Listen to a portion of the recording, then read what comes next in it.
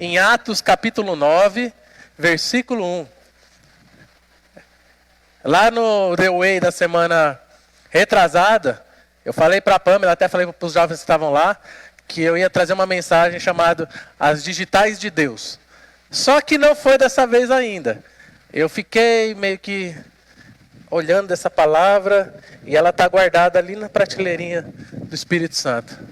Uma hora a gente vai trazer sermão. As Digitais de Deus. O Senhor, eu fiquei. Aí o Senhor trouxe à minha memória algo que eu já tinha ministrado, que está totalmente conectado com tudo que vem sido ministrado nas últimas semanas, que se chama Um Homem Vazio de Deus. Ou melhor, eu vou falar sobre Saulo de Tarso. Saulo, um homem vazio de Deus. Não tome um choque porque eu disse isso. Depois que eu ministrar você vai entender. Porque o apóstolo Paulo é um dos maiores vultos do Novo Testamento. O apóstolo que trouxe a palavra, que trouxe essa revolução da palavra de Deus, do caminho, da genuína escritura e do poder do Espírito Santo aos gentios, que somos nós. Você é judeu, irmão? Alguém é judeu? Você é judeu? Então você é gentil. E o Senhor nos alcançou. Então nós vamos falar sobre isso. Antes da gente começar a falar, eu já vou pedir para você pôr o fone de ouvido, para as crianças para bagunçar outro lugar e se concentrar aqui. Já colocou? Atos capítulo 9, versículo 1 até o 20. A leitura é um pouquinho extensa, mas se faz necessária. Amém? Está concentrado? Está preparado? Fala para quem está do seu lado aí. O Espírito Santo vai te pegar. Vai, mano? O Espírito Santo vai te pegar hoje. Aí na sua casa, fala assim, o Espírito Santo vai te pegar. Se não tiver ninguém, você fala assim, o Espírito Santo vai me pegar. O Espírito Santo vai pegar a gente de jeito hoje. Então vamos lá. Enquanto isso, Saulo ainda respirava ameaças de morte contra os discípulos do Senhor. Dirigindo-se ao sumo sacerdote, pediu-lhe cartas para as sinagogas de Damasco, de maneira que, caso encontrasse ali homens ou mulheres que pertencessem ao caminho era o cristianismo, eles chamavam de o caminho, que pertencesse ao caminho, pudesse levá-los, presos para Jerusalém. Em sua viagem, quando se aproximava de Damasco, de repente brilhou ao seu redor uma luz vinda do céu. Ele caiu por terra e ouviu uma voz que lhe dizia, Saulo, Saulo, por que você me persegue?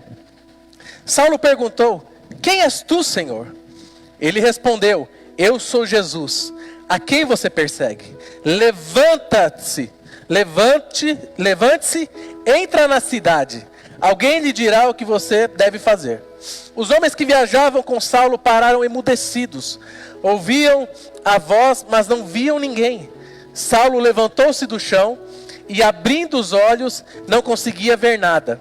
E os homens o levaram pela mão até Damasco. Por 3 dias ele esteve cego, não comeu, nem bebeu. Em Damasco havia um discípulo chamado Ananias.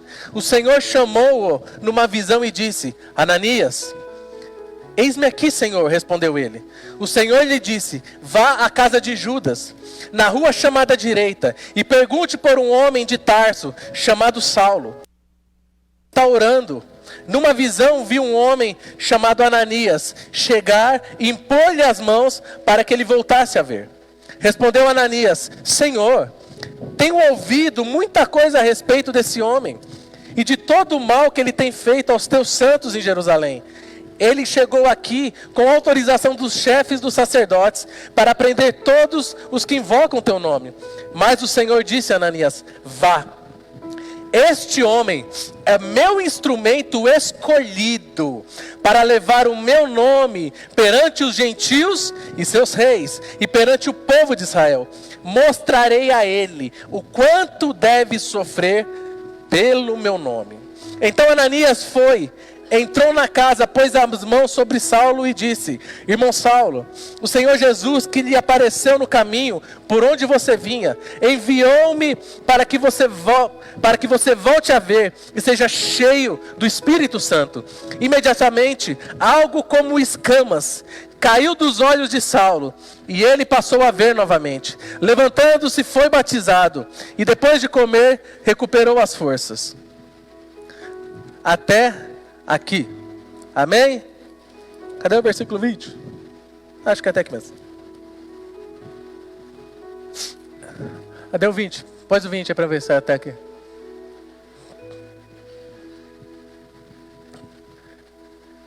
E logo nas sinagogas pregava Cristo, que este é o filho de...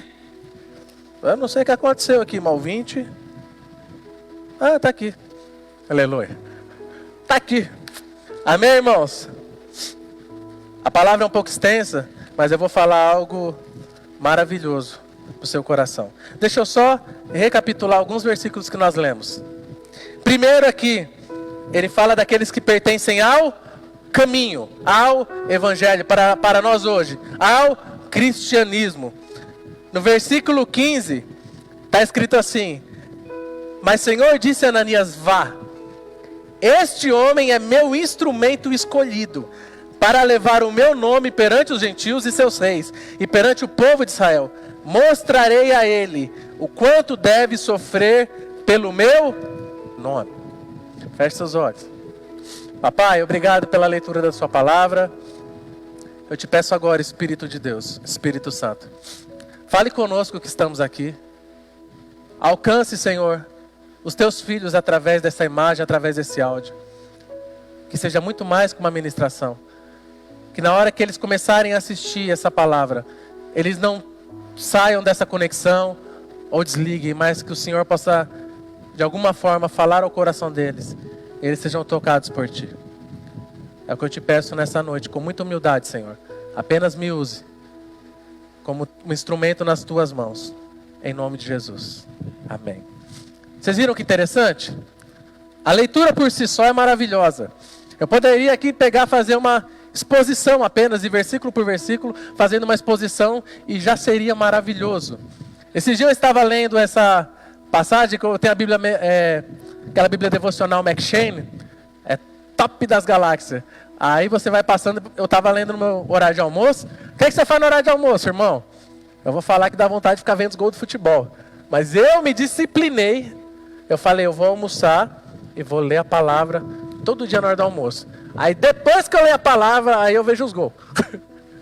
Mas eu me disciplinei. E por que eu estou falando isso? Porque tem a ver.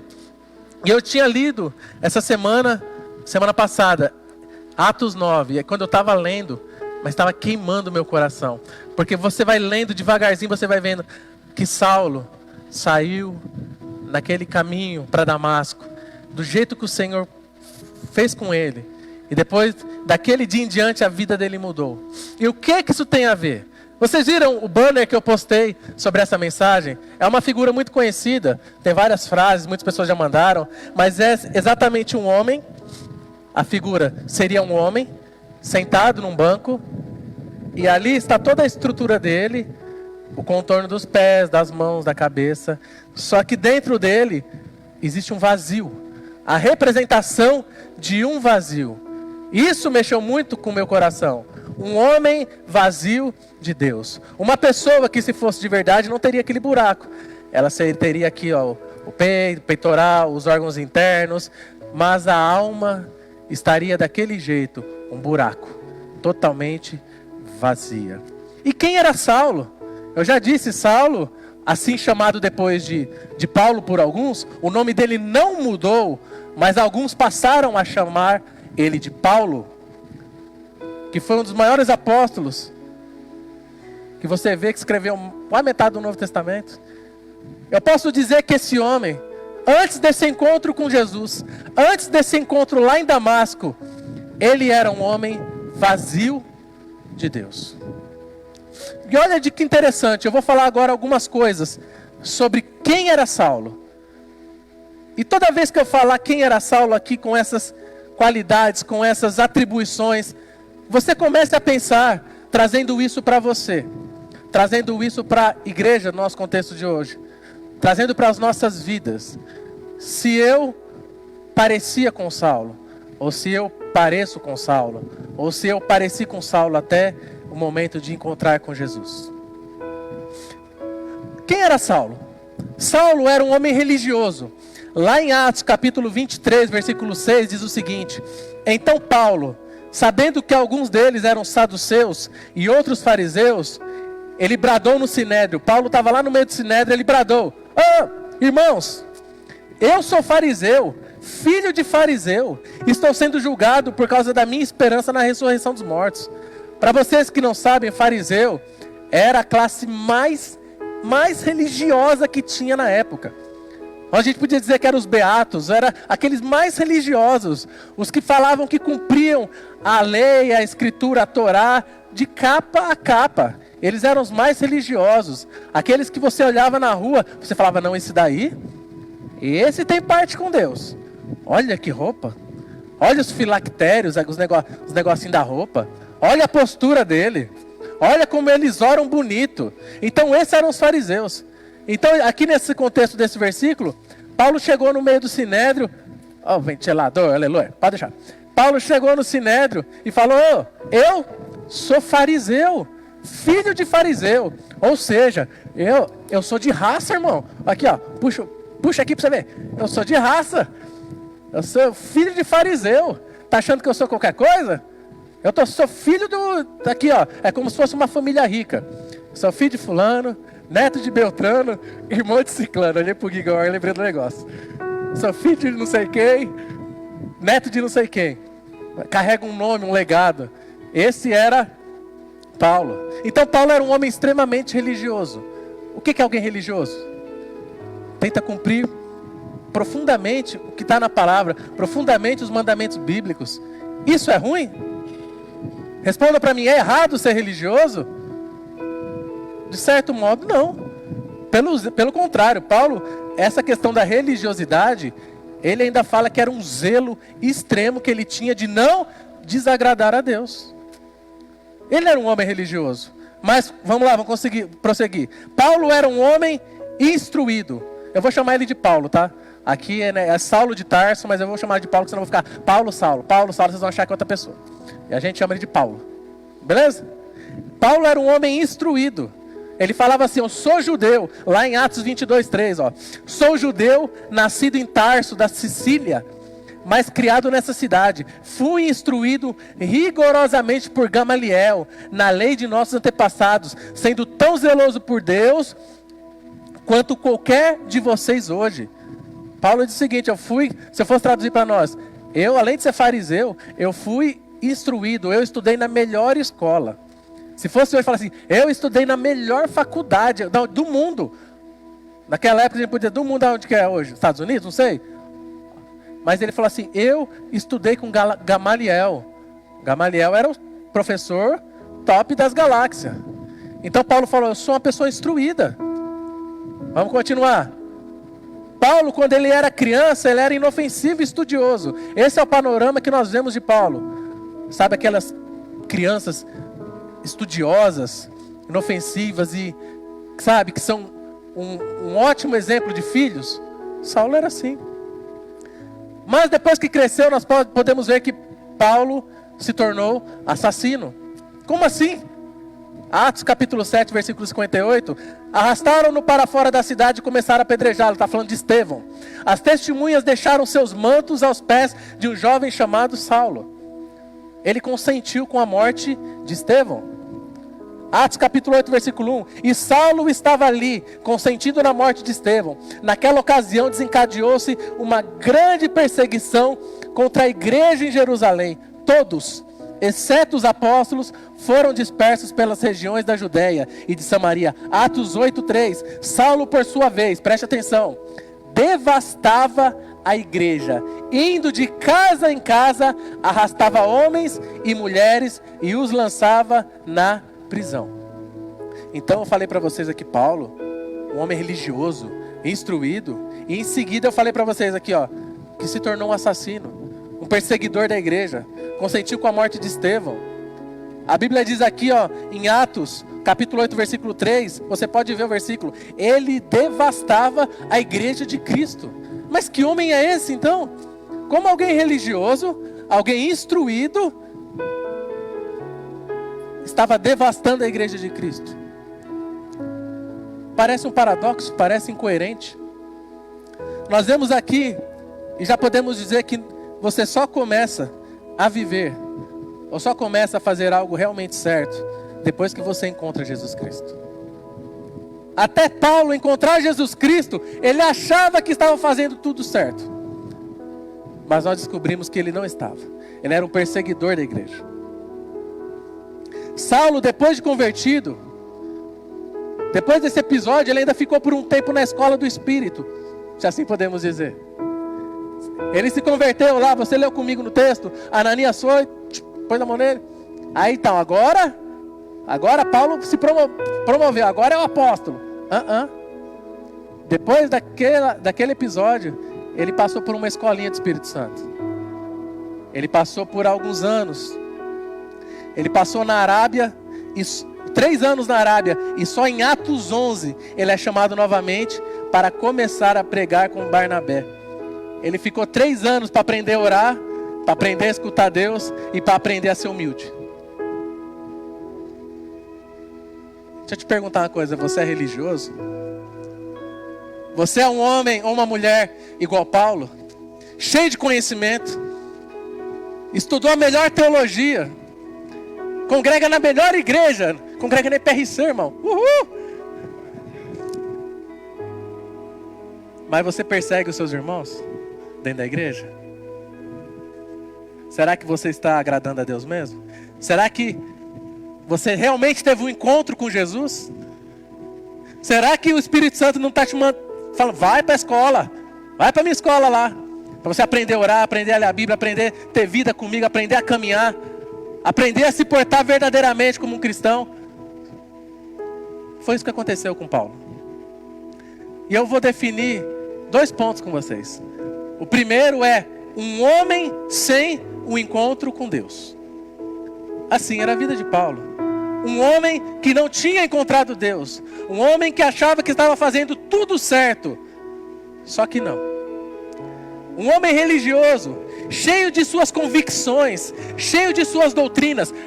Eu acho que é assim, porque é assim, acabou.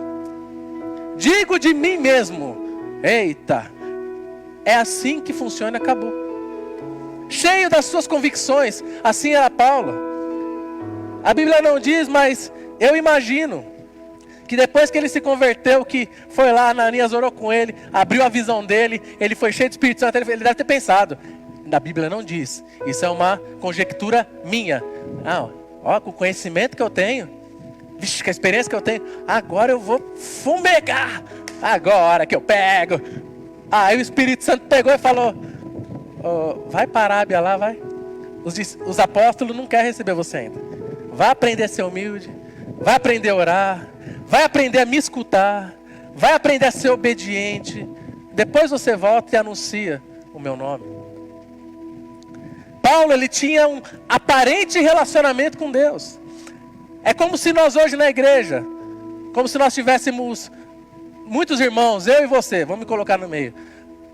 Eu viesse aqui, trouxesse uma palavra para você, falasse para você, não pode, não faça isso, aquilo, mas quando na minha vida, durante o dia, eu não tivesse um pingo de relacionamento com Deus. Assim era Paulo. Ele achava que tinha relacionamento com Deus porque ele obedecia as regras. Porque ele falou assim, qualquer coisa que sair fora da regra, eu sou zeloso. E ele achava que tinha um relacionamento com Deus. Só que o Espírito Santo pegou ele e falou, não filho, vem cá. Eu vou te ensinar o que é ter um relacionamento comigo. Assim é um homem sem Deus.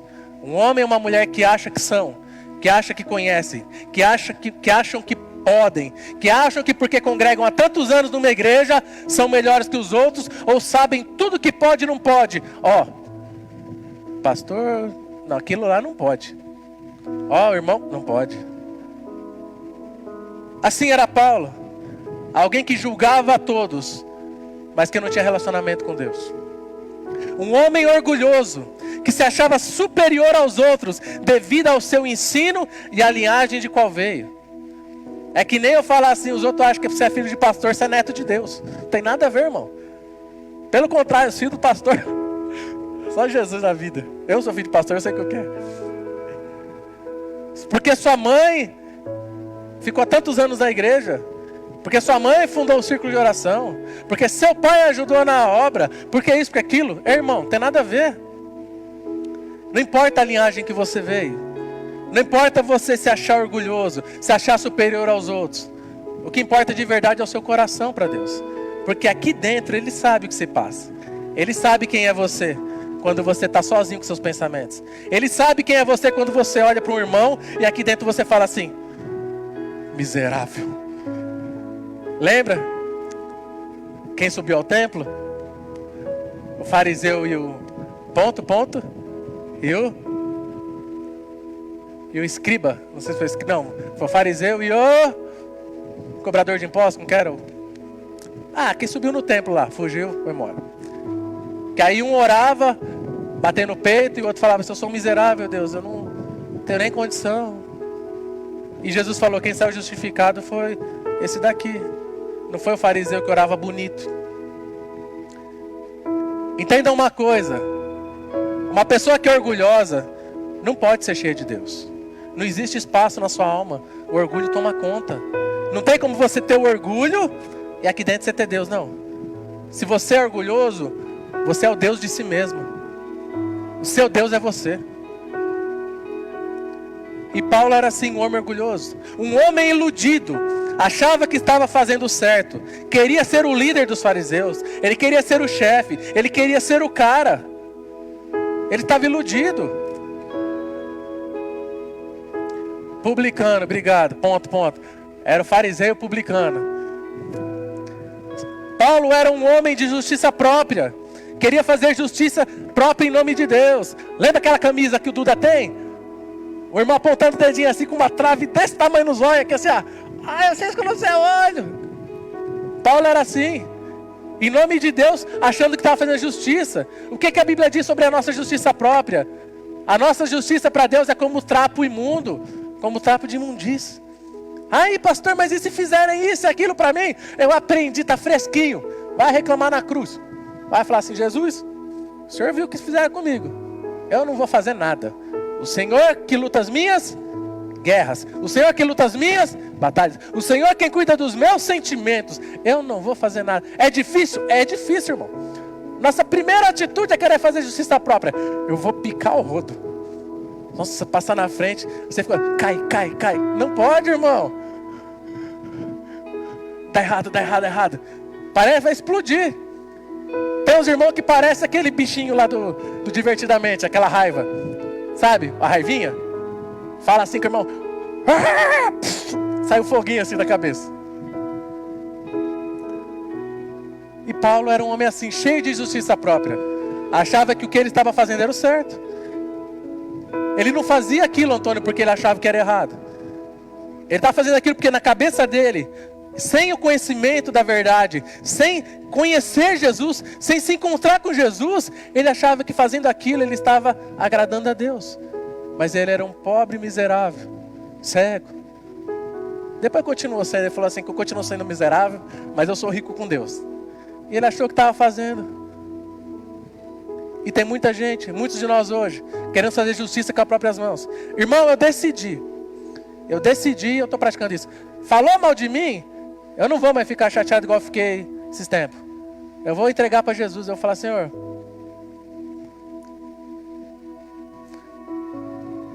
é difícil, irmão. Mas fala assim: não, irmão, Senhor, o Senhor é quem luta as minhas guerras. O Senhor é quem luta as minhas batalhas. E sabe como que eu venço isso? Eu aprendi também, tá fresquinho, orando por essa pessoa. Pega essa aí. Paulo era um homem cego, escravo de suas cobiças, um homem cego, guiado por suas convicções, e escravo dos seus desejos. Quantos de nós, dentro de uma igreja, parecemos somos cegos? A pessoa está indo para o buraco, você fala: não vai. Assim, cheio das suas convicções, cheio dos seus desejos, cheio das suas vontades. Esse é um homem sem Deus. Um homem que tenta preencher com coisas, preencher com dinheiro, preencher com churrasco, preencher com pescaria, preencher com tudo que acontece, mas nada preenche esse vazio. E nada vai preencher esse vazio, porque isso é uma coisa que só Deus pode preencher.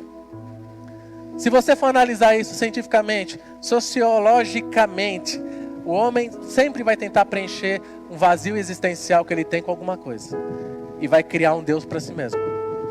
Se ele não servir o Senhor Jesus, ele vai servir outro Deus. Não importa que Deus seja, nem que for Ele mesmo. Eu me amo. Olha como tu és lindo. Olhando no espelho. E não estou falando para ter baixa estima não, né? Não estou falando isso. Chega em frente do espelho. Nossa, como eu sou feio, sou gordo, sou barrigudo, sou careca. Não é isso, irmão. Mas estou dizendo assim, tem gente que adora a si mesmo. Acha que é a quarta pessoa da Trindade. Ou adora coisas, ou adora esposo, ou adora esposa, ou adora filho, ou adora trabalho, ou adora isso. Alguma coisa ocupa o coração. Porque existe um vazio que só pode ser preenchido por Deus. E por mais que as pessoas tentem preencher esse vazio com dinheiro, não funciona. Ai, dinheiro. Ah, pastor Maia, quer? Sim, dinheiro é bom.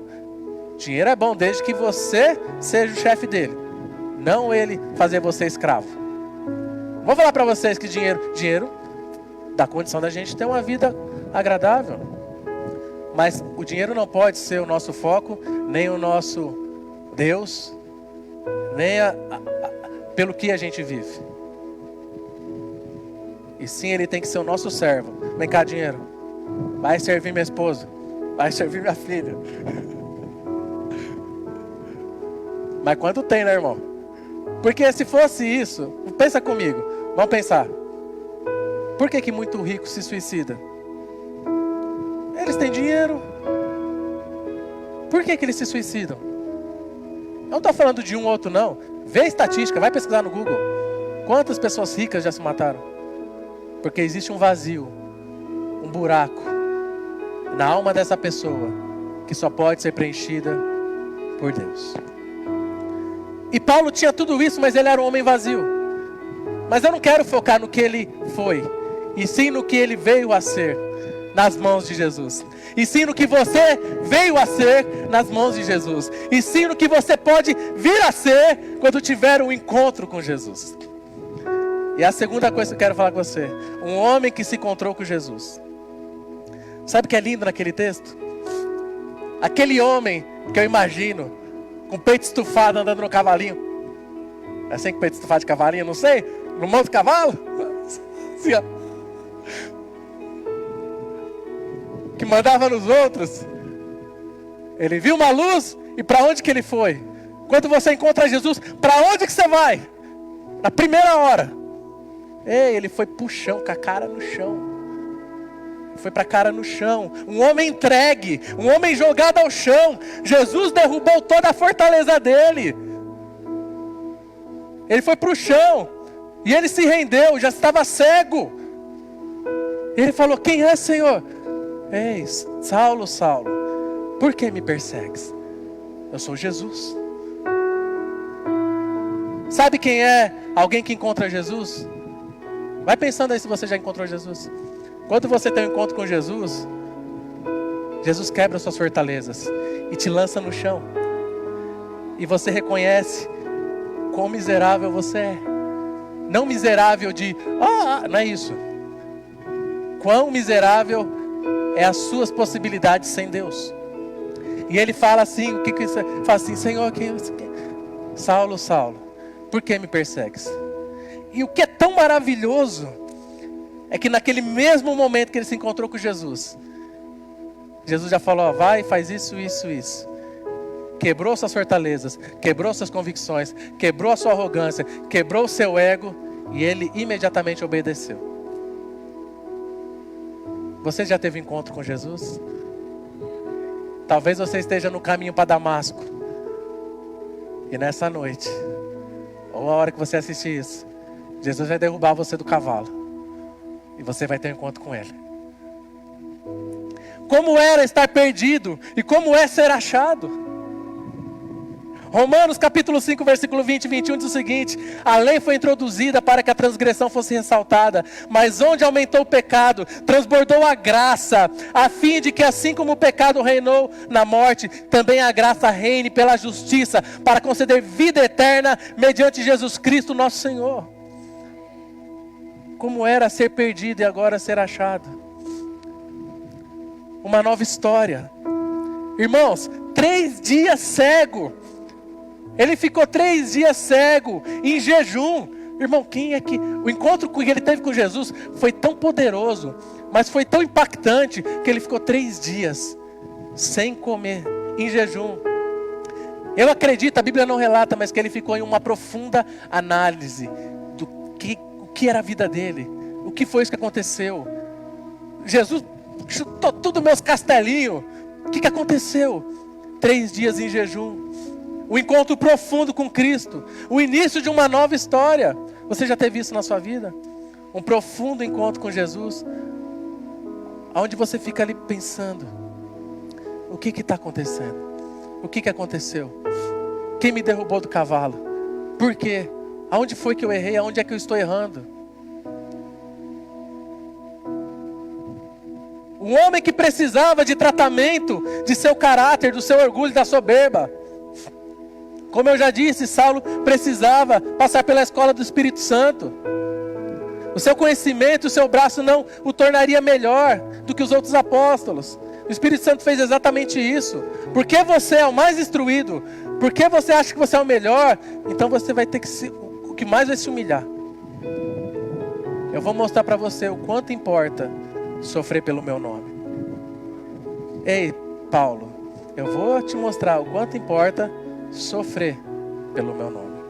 E o poder de Deus é semeado na fraqueza. Paulo escreve isso em 2 Coríntios capítulo 12, versículo 7 ao 10, para impedir que eu me exaltasse por causa da grandeza das revelações que ele tinha. Foi-me dado um espinho na carne, um mensageiro de Satanás para me atormentar. 3 vezes roguei ao Senhor que o tirasse de mim, mas ele me disse, presta atenção, isso é para você: minha graça é suficiente para você, pois o meu poder se aperfeiçoa na fraqueza. Portanto, eu me gloriarei ainda mais alegremente em minhas fraquezas, para que o poder de Cristo repouse sobre mim. Por isso, por amor de Cristo, regozijo-me nas fraquezas, nos insultos, nas necessidades, nas perseguições, nas angústias, porque quando eu sou fraco é que eu sou forte. Que texto poderoso. Aquele homem que não tinha Deus, agora é um homem que diz assim: eu prefiro sofrer, eu prefiro passar necessidade, porque eu estou fazendo isso para Cristo. E eu sei que nas minhas fraquezas, quando as minhas possibilidades não são mais suficientes, é que o poder dele vem sobre mim. E nas minhas fraquezas ele me torna forte. Ele te torna forte. E agora Paulo, um homem apaixonado e cheio do Espírito Santo. Se você teve um encontro com Jesus, você é apaixonado por Jesus. Todo cristão, isso não é um cardápio, irmão. Isso não é uma opção. Você tem que ser cheio do Espírito Santo. Eu já preguei sobre isso. Ser cheio do Espírito Santo não é falar em outras línguas, rodar. Isso é legal, faz parte. Ser cheio do Espírito Santo é o fruto. É uma nova criatura, uma nova pessoa, uma nova conduta, um novo estilo de vida. O roqueiro não tem estilo de vida? O pessoalzinho do forró não tem estilo de vida? Os do reggae não tem? Ser cristão é um estilo de vida. Estilo de vida de Jesus. Um homem escravo por amor a Cristo. Olha o que Deus fez com ele. Olha o que diz em Filipenses capítulo 1, versículo 21. Porque para mim o viver é Cristo e o morrer é lucro. Está falando para você morrer não, irmão. Aí você vai fazer: Jesus, quer voltar? Não! Tá brincando. Todos temos aqui uma tarefa a cumprir nessa terra. O Senhor nos deu uma missão. Então não vem falar para levar você antes do tempo, que não vai rolar não, tá? Aí você é preguiçoso, vai trabalhar para Jesus. Aleluia. Um novo nome. Jesus te dá um novo nome. Apesar de o nome dele não ter mudado, continua sendo Saulo o nome dele, tá? Mas as pessoas começaram a chamar ele de Paulo. Mas Jesus te dá um novo nome. Seu nome é escrito lá no céu. Te dá um novo nome. É o que diz em Atos capítulo 3, versículo 2. Enquanto adoravam o Senhor e jejuavam, disse o Espírito Santo: separem-me Barnabé e Saulo para a obra que os tenho chamado. Assim, depois de jejuar e orar, impuseram-lhe as mãos e os enviaram. Atos capítulo 3, versículo 10 e 11. Então Saulo, também chamado Paulo, cheio do Espírito Santo, olhou firmemente para Elimas e disse: filho do diabo, e inimigo de tudo que é justo, você está cheio de toda espécie de engano e maldade. Quando é que vai parar de perverter os retos caminhos do Senhor? Saiba agora que a mão do Senhor está contra você, e você ficará cego e incapaz de ver a luz do sol durante algum tempo. Imediatamente vieram sobre ele névoa e escuridão, e ele, tateando, procurava quem o guiasse pela mão. Aquele Saulo passou pela escolinha de espírito, cheio de espírito, e Deus o enviou, e começaram a chamar ele de Paulo. Deus pega a minha vida e a sua vida, seres totalmente imperfeitos, pessoas cheias de rejeições, cheios de traumas do passado, e Ele nos cura a nossa alma. Ele nos enche com o Espírito dEle e nos envia. E agora a gente é luz para aqueles que estão nas trevas. E agora a luz de Cristo brilha em nós. E Ele nos deu um novo nome. E lá em Apocalipse diz que o nosso está escrito numa pedrinha lá que eu não sei o que é também. Não quis contar, mas... E Ele transforma a minha história e a sua história. Foi isso que Ele fez com Paulo. Uma nova história. Um homem que teve um encontro com Deus. Um homem sofredor. Eu até escutei de outros pastores brincando que o apóstolo Paulo ele herdou a unção do para-raio. Já viu um para-raio? Os raios tudo... Paulo foi apedrejado. Vamos ler o texto? 2 Coríntios capítulo 11, versículo 23. 2 Coríntios. Olha só. Paulo, aquele que perseguia a igreja, Deus falou assim: eu vou mostrar para ele o quanto importa sofrer pelo meu nome. 2 Coríntios capítulo 11, versículo 23. Vamos ler.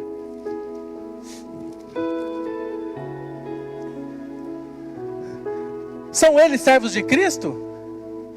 Estou fora de mim para falar dessa forma. Eu ainda mais. É Paulo dizendo, tá? Trabalhei muito mais. Fui encarcerado mais vezes. Fui açoitado mais severamente e exposto à morte repetidas vezes. 5 vezes recebi dos judeus 39 açoites. 3 vezes fui golpeado com varas. 1 vez apedrejado. 3 vezes sofri naufrágio. Passei 1 noite e 1 dia exposto à fúria do mar. Estive continuamente viajando de uma parte a outra. Enfrentei perigos nos rios, perigos de assaltantes, perigo dos meus compatriotas, perigo dos gentios, perigos na cidade, perigos no deserto, perigos no mar, perigo dos falsos irmãos. Trabalhei arduamente, muitas vezes fiquei sem dormir. Passei fome e sede, e muitas vezes fiquei em jejum, suportei frio e nudez. Além disso, enfrento diariamente uma pressão interior, a saber, a minha preocupação com todas as igrejas. Quem está fraco, que eu não me sinta fraco? Quem não se escandaliza, que eu não queime por dentro? Se devo orgulhar-me, que seja nas coisas que mostram a minha fraqueza. O Deus e o Pai do Senhor Jesus Cristo, que é bendito para sempre, sabe que não estou mentindo. Em Damasco, o governador nomeado pelo rei Aretas mandou que eu vigiasse a cidade para me prender. Mas de uma janela na muralha fui baixado numa cesta e escapei das mãos dele. Paulo está dizendo aqui: ei, qual que é seu probleminha mesmo? Qual que é seu problema? Ah, é porque não te deram um bom dia? Qual que é seu problema mesmo? Eu passei por tudo isso. E eu me orgulho, porque eu passei por isso por amor a Jesus. Qual que é seu problema? O que você passa por amor a Jesus? Hã? Quem está falando mal de você por causa de Cristo? Qual que é seu problema? E Paulo herdou essa unção do para-raio. Acontecia tudo com ele. Apedrejado, açoitado, preso, interrogado. Sua visão ficou fraca, foi perseguido, sofreu um naufrágio, foi picado por uma cobra venenosa na ilha de Malta. E morreu como? Sentado numa poltrona? Tomando um chocolate quente? morreu decapitado. Um homem cheio de Deus. Antes perseguidor da igreja, agora um homem totalmente rendido, totalmente entregue a Cristo. Você já encontrou Jesus? Você já saiu da escolinha do Espírito Santo ou nem foi para ela ainda? Você já está totalmente rendido, entregue? Assim como Paulo falava, morrer para mim é lucro. E ele continua. Olha o que ele diz em Gálatas capítulo 1, versículo 10. Acaso busco eu agora a aprovação dos homens ou a aprovação de Deus? Estou tentando agradar a homens? Olha o que ele diz. Se eu ainda estivesse procurando agradar a homens, não seria servo de Cristo. Gálatas capítulo 1, versículo 10. Lê depois. Filipenses 3, 7. Mas o que para mim era lucro, passei a considerar perda por causa de Cristo. Mas mais do que isso, considero tudo como perda, comparado com a suprema grandeza do conhecimento de Cristo Jesus, meu Senhor, por cuja causa perdi todas as coisas. Eu as considero como esterco para poder ganhar a Cristo e ser encontrado nele, não tendo a minha própria justiça que procede da lei, mas que vem mediante a fé em Cristo, a justiça que procede de Deus e se baseia na fé. Qual que é o seu problema mesmo? Talvez o que falte para mim e falte para você é aquele buraco na minha e na sua alma ser preenchido por Deus, ser preenchido pelo Espírito Santo, ser preenchido por Jesus. O que está faltando é isso. Vai para Damasco. Vai lá que Jesus vai derrubar você do cavalo. Paulo, um homem que cumpriu o seu chamado, um homem de sucessão, que deixou um legado. Atos 22, 19. Eu respondi, Senhor, esses homens sabem que eu ia de sinagoga a outra, a fim de prender e açoitar os que criam em ti. E quando foi derramado o sangue da tua testemunha Estevão, Paulo dizendo, eu estava lá dando a minha aprovação e cuidando das roupas dos que o matavam. Então o Senhor me disse, vá e eu enviarei para longe aos gentios. Paulo era um homem que cumpriu o seu chamado. Ei, alguém que encontrou Jesus tem que buscar cumprir o seu chamado. Você está indo cumprir o seu chamado? O Senhor chamou cada um de nós para alguma coisa. Eu não sei fazer nada. Como não? Você não sabe falar de Jesus para ninguém? Você não sabe orar por ninguém? Você não precisa ter cargo na igreja. Você precisa ter um coração cheio de Jesus. Um homem de fé. 2 Timóteo capítulo 1, versículo 12. Por essa causa também sofro, mas não me envergonho, porque sei em quem tenho crido, e estou bem certo que Ele é poderoso para guardar o meu depósito até aquele dia. Alguém que é cheio de fé. Você é cheio de fé? Eu tenho fé. Primeiro problema já era. Eu tenho fé, mas primeiro BO, não, porque isso acontece comigo. Olha, se eu abrir não sei o que lá, todo mundo fica calvo. Esqueci o nome do negócio agora, mas de peru que fica calvo, um negócio assim. Se eu abrir uma loja de chapéu, né?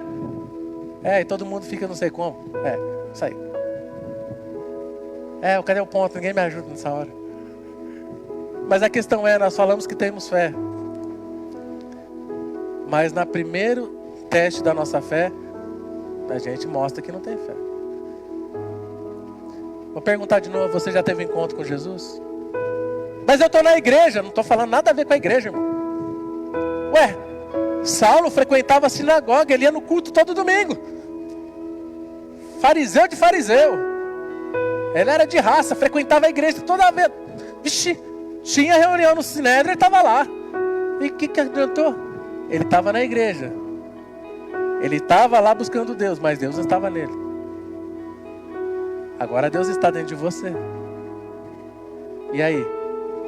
Um homem como você e como eu.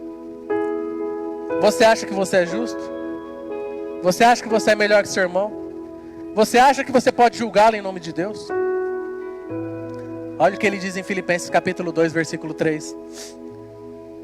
Nada façam por ambição egoísta ou por vaidade, mas humildemente considerem os outros superiores a si mesmos. Olha que texto bonito. Humildemente considere os outros superiores a você. É isso que nós temos feito, né? Cada um cuide não somente de seus interesses, mas também dos interesses dos outros. Seja a atitude de vocês a mesma de Cristo Jesus, que embora sendo Deus, não considerou ser igual a Deus. Era algo a que deveria apegar-se, mas esvaziou-se a si mesmo, vindo a ser servo, tornando-se semelhante aos homens, e sendo encontrado em forma humana, humilhou-se a si mesmo, e foi obediente até a morte, e morte de cruz. Por isso, Deus o exaltou à mais alta posição, e lhe deu um nome que está acima de todo nome, para que ao nome de Jesus se dobre todo o joelho, no céu, na terra e debaixo da terra, e toda língua confesse que Jesus Cristo é o Senhor, para a glória de Deus Pai. Aleluia! Seja a atitude minha e sua a mesma de Jesus. Seja humilde. Como é que é ser humilde? Eu sou humilde, já não é. O humilde não fala que é humilde, o humilde não acha que é humilde. É difícil, irmão. Mas, se for necessário, fala: Jesus, me leva para o caminho para Damasco, me derruba do cavalinho. Eu preciso do Senhor. Nem que eu fique 3 dias ali sem comer para entender o que está acontecendo, mas que eu tenha um verdadeiro encontro contigo, que eu possa ser cheio do teu Espírito, que eu possa passar pela escola do Espírito Santo. O que nós concluímos, irmãos? Quem era Saulo? Não importa quem ele foi, importa como é que ele terminou. Não importa quem eu e você, não importa quem nós fomos, o importa é quem nós somos hoje. E se não está bom, o Senhor vai nos conduzir. E o importante é como a gente vai encerrar a nossa carreira. Combati o bom combate, encerrei a carreira e guardei a fé. Você já caiu do cavalo? Você está precisando ter um encontro com Jesus? Entenda que eu não estou dizendo de ser membro de igreja. Eu não estou dizendo de religiosidade. Eu não estou dizendo de você ter uma carteirinha de membro. Eu não estou falando de você pertencer há vários anos a essa igreja. Eu estou falando de nós. Eu me coloco nisso. De nós entrarmos no secreto. Senhor, eu quero ter um encontro contigo. Tão profundo. Mas tão profundo que mude a minha vida. Assim como mudou a vida de Saulo. Tão profundo que eu possa dizer como ele: tudo isso eu considero como esterco, por amor a Cristo, para ganhar o prêmio em Cristo Jesus. Talvez eu e você, nós não precisamos de mais uma canção de um louvor bonito. Nós não precisamos de mais um congresso. Não precisamos de mais um seminário. Nós não precisamos de mais uma igreja legal. Nós não precisamos de mais um pregador eloquente. Nós não precisamos de mais uma teologia profunda. O que nós precisamos é encontrar Jesus. E Ele quebrar o nosso orgulho. Quebrar os nossos sofismas. Quebrar esse ego nosso. Quebrar toda essa pompa que a gente tem, que acha que a gente é alguma coisa. Se você é bom em alguma coisa, é porque Jesus está com você. E você vai ser bom. Você é filho de um rei. Você é filho do Rei do Universo. Mas que nós possamos deixar o Senhor tratar no nosso coração. Por isso que tem muitas e muitas e muitas pessoas que estão dentro da igreja. Eu já aceitei Jesus. Eu já batizei. Eu já falo em línguas. Mas nunca tiveram um encontro profundo com Jesus. Nunca passaram 3 dias falando com Ele no silêncio. Paulo teve que ficar cego para depois enxergar. Primeiro Jesus teve que tampar a visão dele, para ele parar de olhar o que estava ao redor, para ele olhar só para Jesus. Aí depois que ele começou a olhar só para Jesus, aí Jesus abriu a visão dele. Será que o Senhor não tem que tapar o que você está andando vendo por aí? Será que o que você está vendo ao seu redor não está te atrapalhando? Saulo precisou ficar 3 dias cegos. E não está escrito isso, isso é uma conjectura e uma interpretação minha. Mas com os olhos fechados, feche seus olhos para você ver. Quando você está com os olhos fechados, no silêncio, ali eu acredito que ele ficou conversando com Deus. e revenda a vida dele. E isso é simbólico, mas na nossa vida às vezes nós estamos olhando para muitas coisas. Você está olhando para muito lugar. Fala para Jesus tapar sua visão dessas coisas, para você olhar só para Ele. Para você olhar só para Ele. Quem é você? Nós não precisamos ser alguém vazio de Deus. Pelo contrário, aquele buraco tem que ser preenchido pelo Espírito Santo.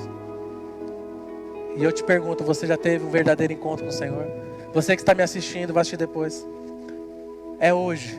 O Espírito Santo quer te alcançar aí onde você está hoje. Diga: Senhor, eu quero ter um encontro verdadeiro contigo. Um encontro profundo, profuso, que mude a minha vida. Que a partir desse encontro as minhas convicções mudem. O meu jeito de falar, o meu jeito de agir, o meu jeito de ver as coisas, não seja a minha justiça própria mais, seja a sua justiça. Que eu possa me humilhar, que eu possa virar lona, mas não é para morrer, porque o Senhor não quer me matar.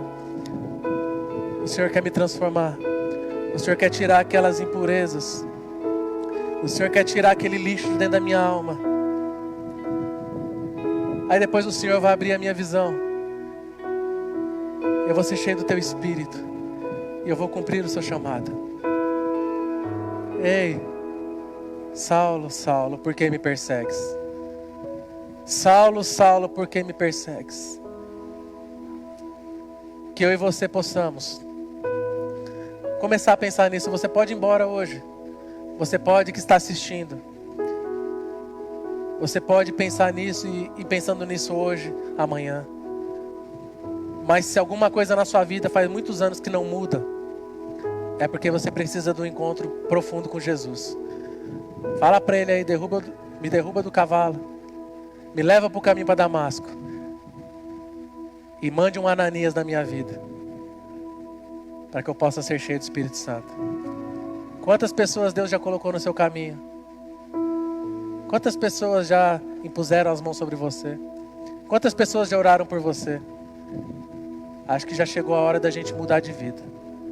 Chegou a hora da gente não falar assim: eu sou assim mesmo.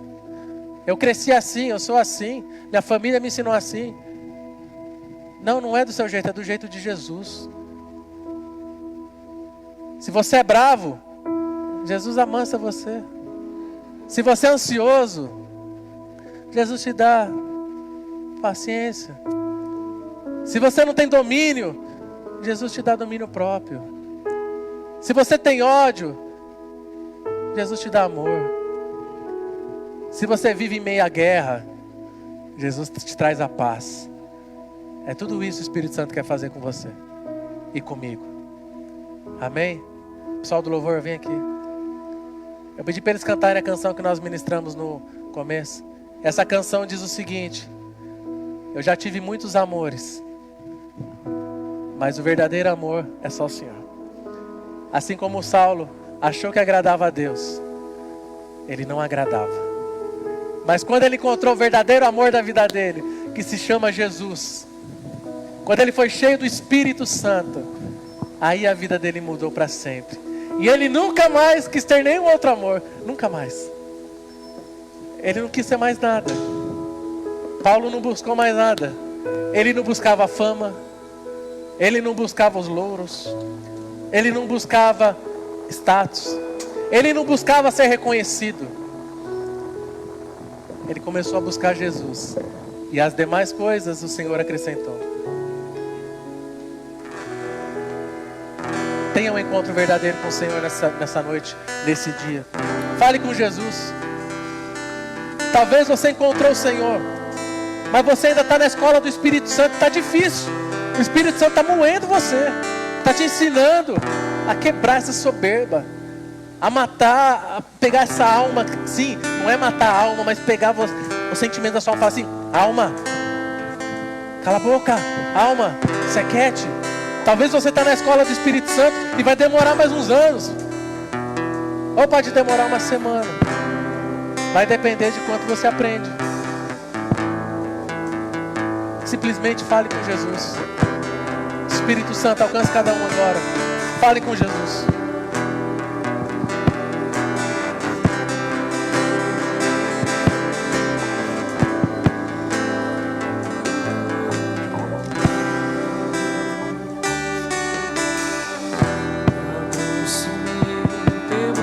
Ore, ore, ore. Ore, ore.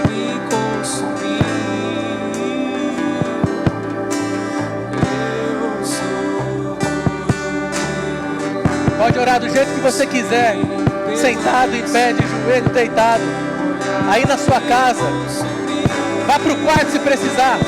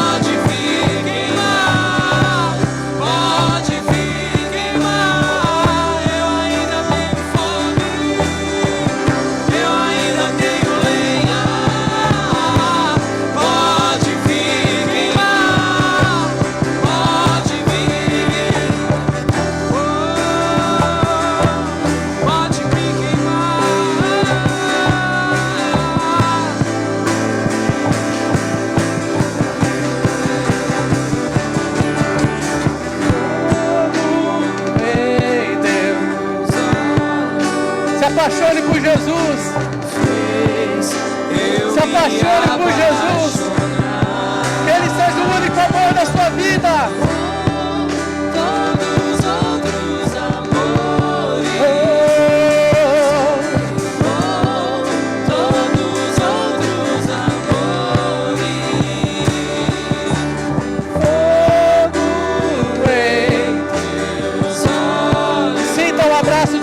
Aí. Sinta o Espírito Santo te alcançar. Espírito Santo de Deus.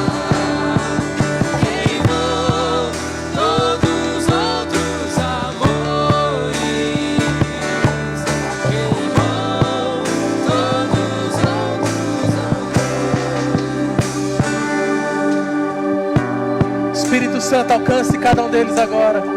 Douglas, Jesus te ama. Seja alcançado pelo Espírito de Jesus. Todos que estão ali na live comentando, sejam alcançados pelo Espírito da graça, o Espírito de vida, pela misericórdia de Jesus. Jesus te ama. Pai, em nome de Jesus, vivifica essa palavra no coração de cada um. Não seja mais uma palavra, mas que seja a sua palavra, gerando vida. Vivifica isso de forma personalizada, Senhor. Que eles possam ser alcançados por Ti. Que eles possam ter um verdadeiro encontro contigo. Que o Senhor possa, papai, derrubar e quebrar as nossas convicções. E que a sua verdade, apenas a sua verdade, seja tudo em nossa vida. Ó, doce Espírito, começa a gerar vida. Começa a encher os que estão aqui, os que estão assistindo. O Senhor é onipotente, onipresente, onisciente. O Senhor está em todo lugar. Comece a alcançá-los agora. Fala assim: eu ainda tenho fome. Talvez você esteja afastado dos caminhos do Senhor e Ele te chama hoje. Talvez você esteja parado ministerialmente, Ele te chama hoje. Talvez você esteja querendo desanimar, desistir, Ele te pega pelas mãos. E daqui a pouco você vai sair da escola do Espírito. Você vai voltar a ver. Você vai voltar a enxergar. Você vai ser cheio do Espírito. Tenha fome, tenha sede de Jesus. Queimar, pode vir queimar. Eu ainda tenho fome. Eu ainda tenho lenha. Pode vir queimar. Pode vir queimar. Eu ainda tenho fome. Eu ainda tenho lenha. Pode vir queimar. Pode vir queimar. Todo em teus olhos. Seja abençoado em nome de Jesus. Fez eu me apaixonar. Em nome de Jesus. Seja alcançado em nome de Jesus. Em nome de Jesus. Em nome de Jesus. Em nome de Jesus. Em nome de Jesus. Em nome de Jesus.